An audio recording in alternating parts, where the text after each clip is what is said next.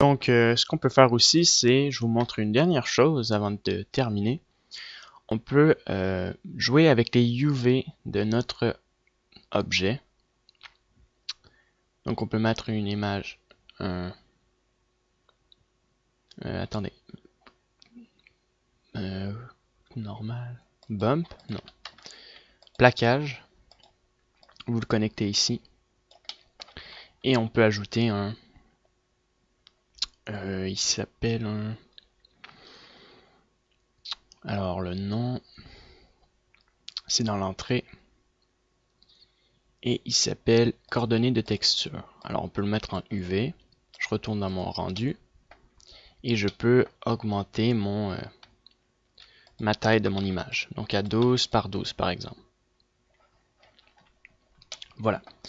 Et je vais vous montrer une dernière chose qui peut être intéressante. Donc si je baisse mon glossy, je vais ajouter un Fresnel. Voilà, donc un Fresnel, ça crée un effet Yar comme on voit ici. Mais en fait, c'est utilisé pour créer comme un peu un effet Warzo, comme je vous avais montré sur le spécular dans le Blender interne. Donc voilà, c'est tout pour le tutoriel. Après, il faut se pratiquer pour comprendre un peu le système. En regardant mes tutoriels, vous allez comprendre comment fonctionnent les choses, comment mettre des textures et des shaders sur les objets. Puis, comme je vous dis, c'est de la pratique. Dans le prochain tuto, je vais vous parler du Blender Game Engine. Donc, merci de m'avoir écouté et à bientôt.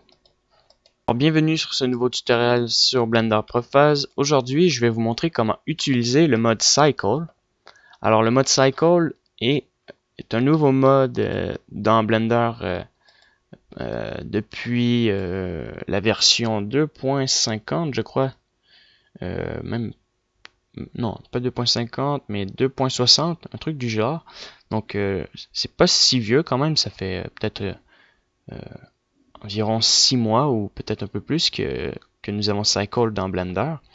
Et Cycle, en fait, est beaucoup plus performant que le Blender Render puisqu'il crée un environnement réaliste au niveau des ombres et de l'environnement. Donc là, j'ai changé pour Blender Cycle ici.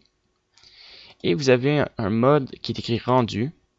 Donc lorsque vous cliquez sur rendu, vous pouvez être dans le mode réel en 3D. Donc on voit qu'il y a le soleil qui notre lumière avec notre cube et on peut se promener dans ce mode réel. Donc je vous montre un peu comment il fonctionne. Alors c'est un peu la même chose que le Blender internal. C'est juste vous avez un environnement différent. Donc vous pouvez jouer avec l'environnement comme ceci. Vous avez l'ambiance d'occlusion ici que vous pouvez ajuster. Vous pouvez ajuster les distances de l'ambiance d'occlusion. Si je le mets à 0, plutôt à 100, vous allez avoir une ambiance d'occlusion qui va se disperser partout. Et on peut ajuster notre ambiance d'occlusion.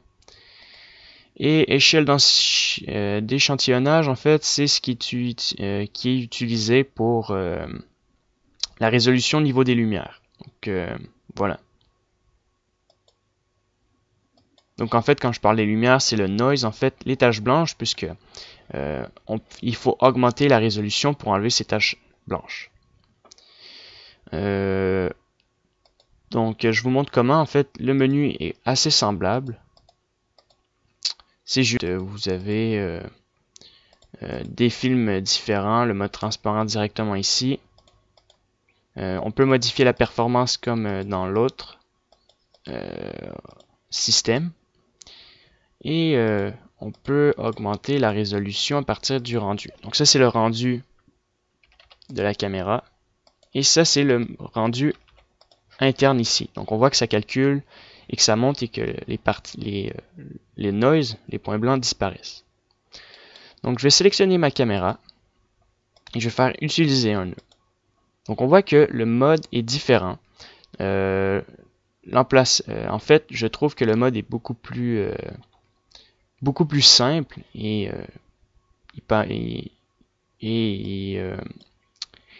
il est beaucoup plus simple, puis il y a une allure beaucoup plus professionnelle, je trouve, comme ça. C'est bien fait, c'est simple et on peut travailler très rapidement puisque nous pouvons aussi utiliser des nœuds avec avec des nœuds. Bon, donc nous avons le diffuse qui est ici, connecté d'une sortie du matériau. Donc je vais faire rendu et je vais faire T.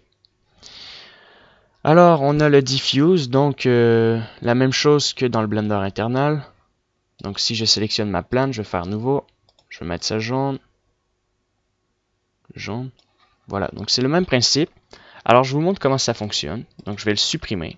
Là j'ai plus de diffuse et c'est un peu la même chose. Donc entrée, sortie. Les shaders, c'est ce qu'on utilise pour comme le diffuse et autres. Et on peut combiner une texture à notre diffuse. Donc vous allez voir comment c'est beaucoup plus simple. Alors je vais vous montrer tous les shaders que nous avons ici. Donc brillance, c'est le glossy. Alors on peut mettre le glossy à 0 pour créer un effet miroir. On peut le mettre en durée pour qu'il soit directement comme un miroir. Et on peut mettre GGX qui est comme un Bakeman mais beaucoup plus différent et il s'adoucit plus en fait. Donc voilà. Ça c'est notre glossy. Donc je l'utilise un peu comme mon spécular dans Blender. Donc je trouve que ça fait un effet plus réaliste. Transparence, donc tout ce qui est transparent. Alors on voit rien, donc je vais juste changer la partie en blanc. Et le transparent, ben, c'est la partie en jaune. Si je me mets de ce côté-là, on voit que c'est transparent. Ensuite, il y a la réfraction. La réfraction, en fait, c'est un effet miroir. Donc là, c'est à cause de notre yaw que nous avons un effet assez étrange. Donc si je baisse mon yaw à 1, nous avons un effet de vitre. Donc la réfraction, en fait, c'est comme dans Blender, le transparent, pas le Z transparent ni le masque, mais celui à côté, je me rappelle plus son nom. Donc nous avons un yaw qui permet de créer un effet réalisme, par exemple pour créer un effet d'un vert beaucoup plus réaliste. Comme je vous avais dit, on peut avec le yaw créer des effets plus réalistes comme sur de l'eau, de l'aluminium fondu, de l'alcool et autres. Ensuite, nous avons l'effet vert. Alors, je me suis trompé avec la réfraction. C'est un peu la même chose. C'est juste... attendez. C'est la même chose. Donc, on peut augmenter le... désolé, le roughness pour cacher notre effet transparent glace. Alors, la réfraction, c'est pas mal... C'est assez semblable. C'est drôle que je l'ai jamais utilisé, on dirait. Translucide, alors ça crée un effet translucide.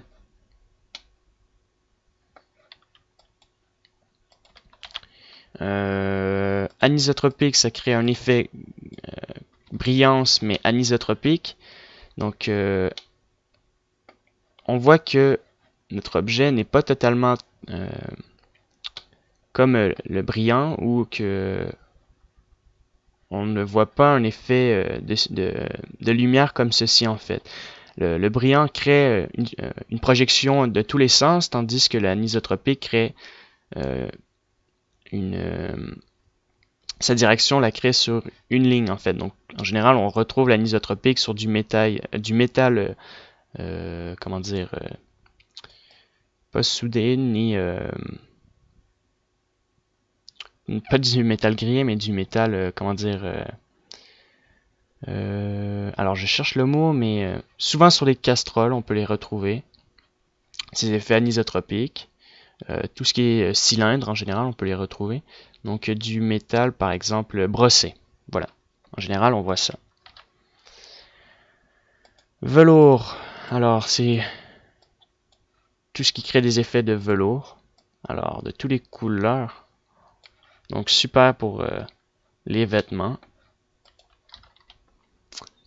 Dispersion surfacique, en fait, c'est le subsurface scattering, comme je vous avais montré, mais nous l'avons dans ce mode ici. On peut mettre ça rouge, et on peut jouer avec les rayons, donc on peut les augmenter. On peut augmenter les rayons. Voilà, pour jouer avec notre RGB, donc Red, Green, Blue. Émission, alors ça va créer une émission.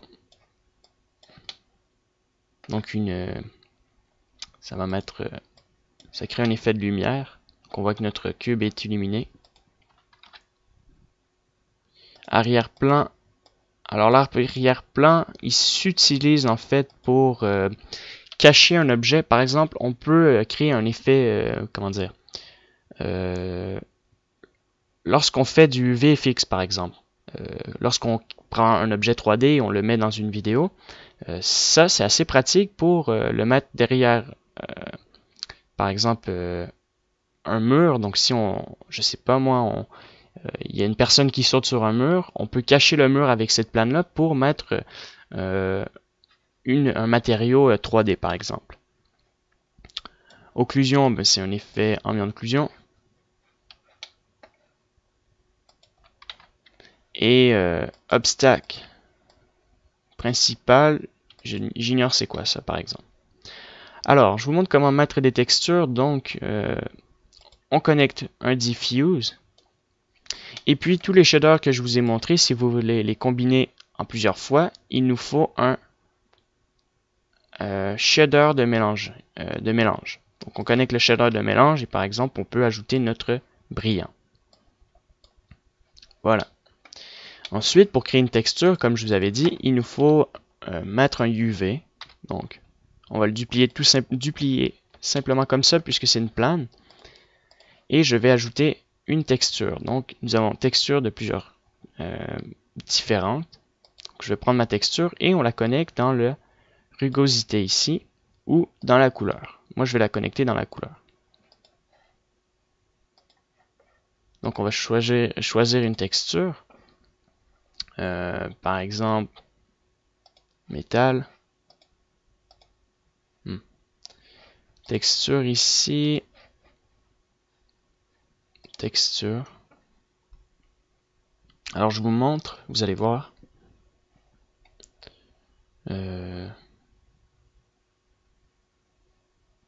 C'est une texture simple, il ne peut pas y avoir une texture. Voilà, le morceau de bois qui est ici. Alors, nous avons notre morceau de bois avec notre gloss ici, donc mon brillant, que je peux augmenter à 4. Voilà. Et nous avons notre texture. On peut même créer un relief, donc c'est encore plus simple. Vous sélectionnez cette partie-là et vous le connectez dans le displacement. Et nous avons notre relief. On peut jouer avec notre relief avec un nœud qui s'appelle normal. Non. Carte de normal. Et on peut le baisser à 1 ou l'augmenter comme ceci. Et on a plusieurs modes de normal. On peut tout simplement aussi le connecter avec un multiplier qui crée un fake en fait. Vous allez voir des normales. Et on le met en multiplier.